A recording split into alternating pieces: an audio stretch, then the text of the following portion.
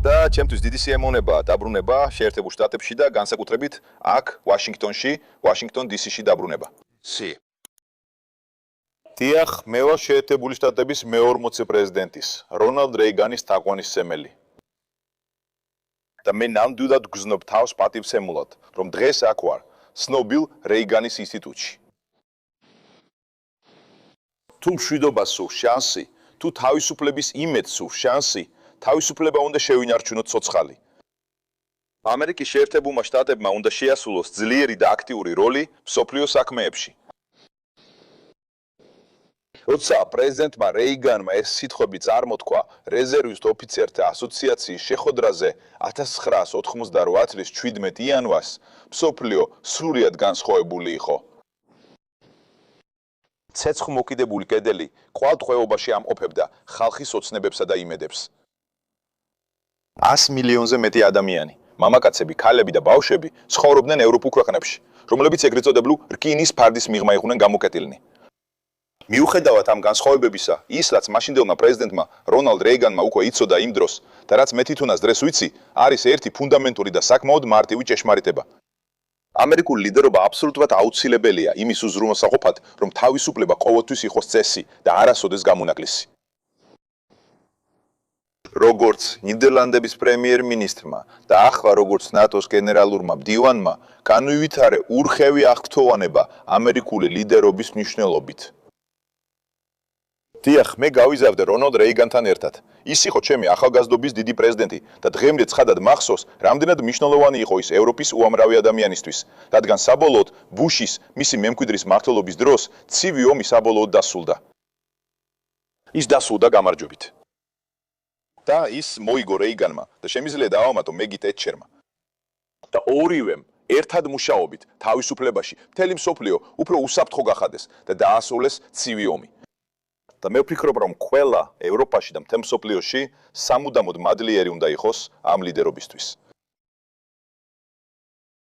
მაგრამ ასევე შევძელი დაფიქრება იმაზე, რა ხდება, როდესაც ამერიკის მოკავშირეები იცხებენ ამ ლიდერობის აღქმას როგორც რაღაც გარანტირებულს.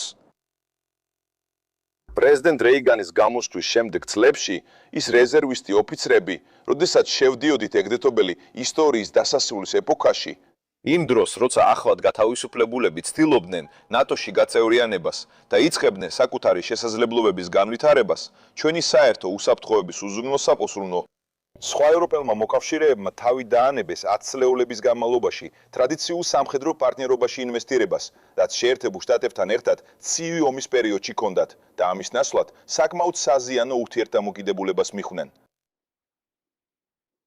ისეთი დაწმუნებულები იყვნენ, რომ მშვიდობა მუდმივი იყო და ასაჭიროებდა იმ ინვესტიციას, რომელიც ახლა ვიცით, რომ აუცილებელია, რომ დასავლეთ ევროპის ძალები შემცირდა და თავდაცვის ბიუჯეტები იმდენად დაიკლო, რომ უმნიშვნელო გახდა. სედმეტი დამოკიდებულება იმ იდეაზე, რომ უსაფრთხოება უბრალოდ ახალი ნორმა იყო და შეერთებული შტატები იზრუნებდა ნებისმიერ უფრო შორეულ საფრთხეზე. ამან ჩვენ, ევროპელები, დაგვაჯერებინა, რომ სამხედრო ძალა იყო რაღაც, რისიც უნდა გვხვენოდეს. ომის მოყვარული, წასულის ნაშთი, რომელიც კაცობრიობას უკვე გადალახული ეგონა.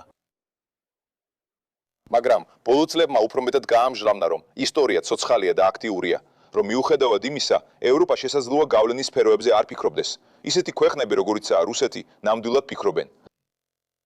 და ვნახეთ, რომ პუტინი მეტად მზადაა ძალა გამოიხენოს თავისი შეხედულებების დასამკვიდრებლად.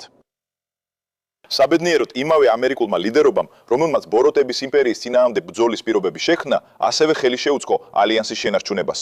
ალიანსი, რომელმაც უზრუნველყო თავისუფლება და უსაფრთხოება ცივი ომის დროს, მუშაობდა, ინარჩუნებდა საფუძვლებსა და ინსტრუმენტებს.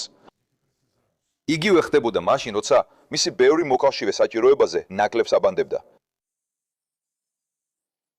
პრეზიდენტ დონალდ ტრამპის ერთგულებამ პროგრესისადმი უკუაქცია, ედზე მეტი თაობის სტაგნაცია და ატროფია, როდესაც მან ევროპას შეახსენა, რომ ღირებულებები სამხედრო ძალით უნდა იყოს განმტკიცებული.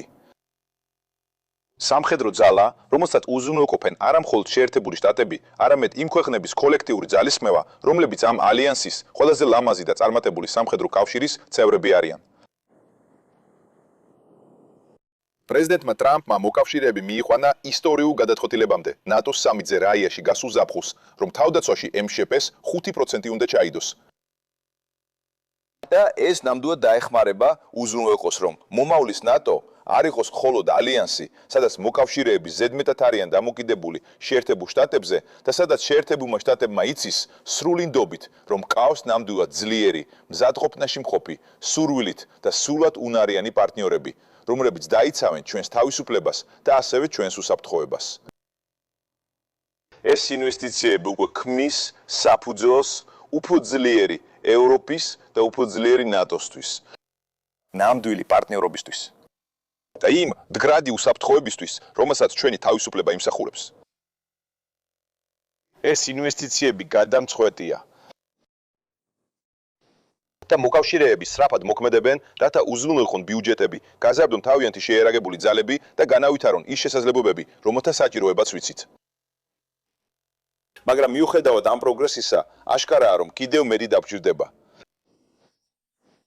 უფრო დახვეწილი და მაღალი დონის შესაძლებლობები, რათა დავიცვათ თავი თანამედროვე რაკეტებისგან, რომლებსაც ჩვენი მოწინააღმდეგეები იყენებენ კიევისა და თელ-ავივის წინააღმდეგ.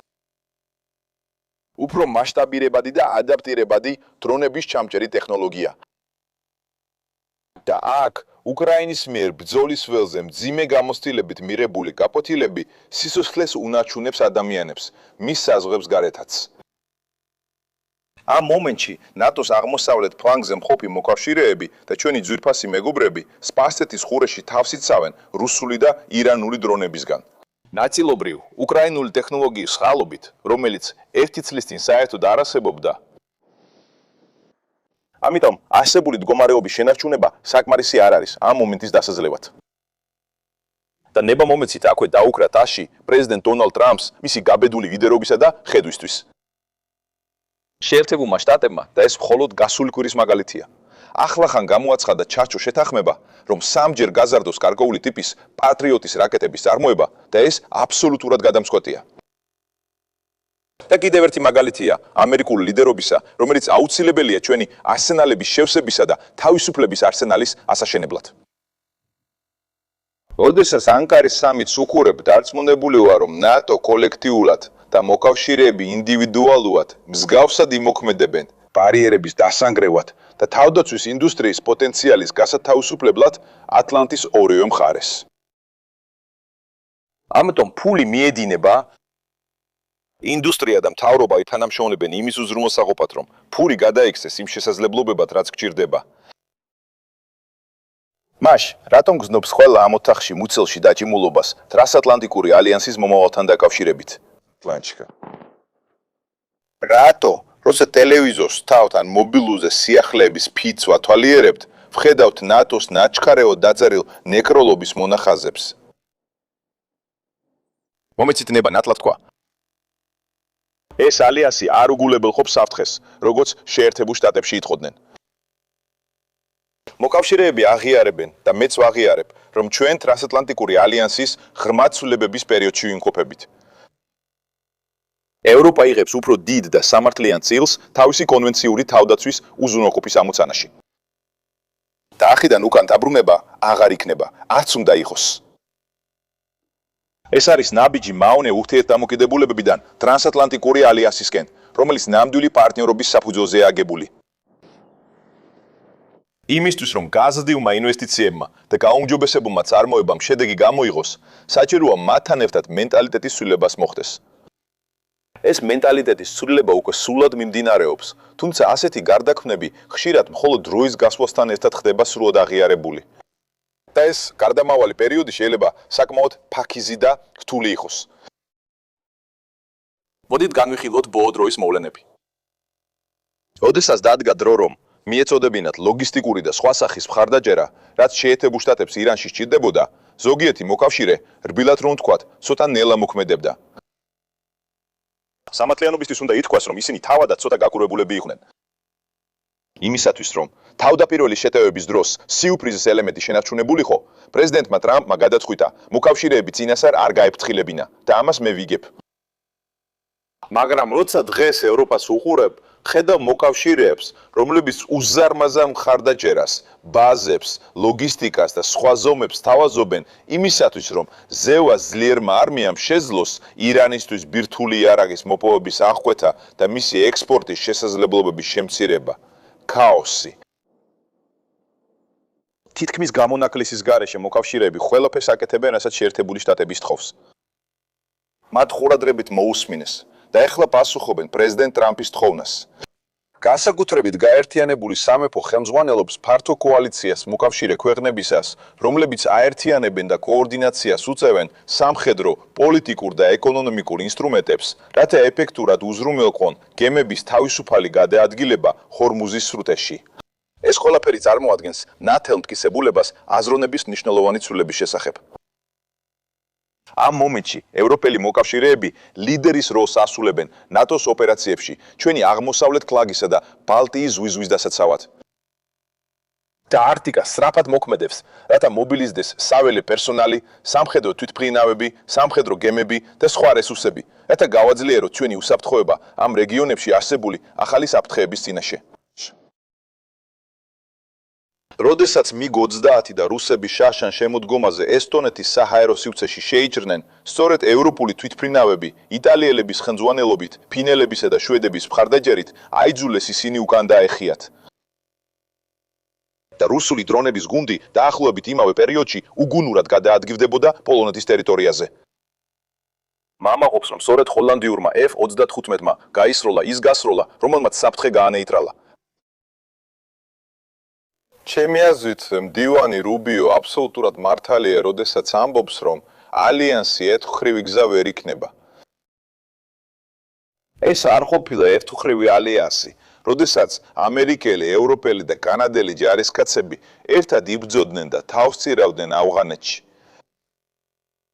და მე მახარებს იმის სოდნა, რომ ყოველდღე სანამ საუბრობთ, ამერიკელი, ევროპელი და კანადელი ჯარისკაცები აგრძელებენ ცუხტნას და მობილიზაციას ჩვენი საერთო უსაფრთხოების მხარდასაჭერად. დარწმუნებული ვარ, რომ უფრო ძლიერი ევროპა და უფრო ძლიერი ნატო შეერთებული შტატების ლიდერობას თავისთავად არ მიიღებენ. დღის 40 წლის თავზე 1984 წელს პუანდუოკის კლდეების მწვერვალზე, სადაც აშიშეშის რეინჯერთა მეორე ბატალიონმა იბრძოლა კონტინენტზე პოზიციის დასამყარებლად, პრეზიდენტმა რეიგანმა შესაბამისი აზრი გამოთქვა. სასარგებლო და სამართლიანია განვაახლოთ ჩვენი ერთგულება ერთმანეთის, ჩვენი თავისუფლებისა და იმ ალიანსის მიმართ, რომელიც მას იცავს. ნატო იცვლება. ამერიკის ლიდერობისა და თავისუფლებისა და უსაფრთხოების უზრუნველყოფის კოლექტიური ერთგულების წყალობით ნატო უფრო ძლიერია ხდება. მიმდინარე აზროვნების სრულების წყალობით ვხედავ ნამდვილ პარტნიორობას, რომელიც ტრანსატლანტიკურ ჰორიზონტზე იკვეთება. მომავალი გულდასუსტებულებს არ ეკუთვნით, როგორც ერთხელ თქვა რონალდ რეიგანმა თავის ცნობილ ფრაზაში. როდესაც ამ ახალ გზას უდგებით წინ, სულად ჯერა რომ ერთად შეერთებული შტატები და მისი მოკავშირეები ნატოში შეასრულებენ ჩვენ საერთო ვალდებულებას და ავიცოთ ჩვენი ძვირფასი თავისუფლება. დღეს, ხვალ და კიდევ დიდი ხნის განმავლობაში მომავალში, რომელიც გველოდება. გმადლობთ.